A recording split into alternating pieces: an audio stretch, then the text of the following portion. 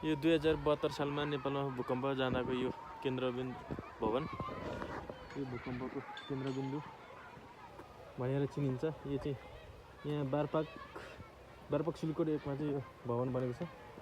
हामी चाहिँ यहाँ घुम्नलाई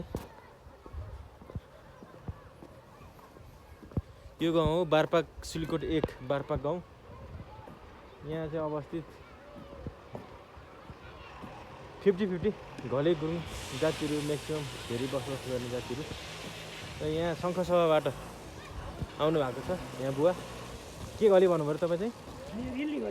रिली गली। हामी सङ्घसभाको चाहिँ हामी बारपाकमा हेर्नु है। तर तपाईँलाई यो बारपाक कस्तो लाग्यो? एकदम मिठो गाउँ, राम्रो लाग्यो। 600 घर रहेछ गुरुङ घरहरू। लगभग 600 50-50 1200 घर यो बारपाकमा अवस्थित। पारी लेख्ने छ।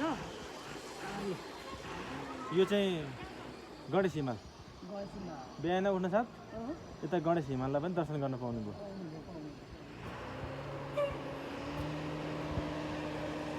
अनि हावा चाहिँ यता चिसो अनि मिठो स्वच्छ हावा।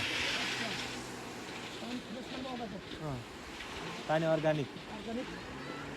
स्वच्छ पानी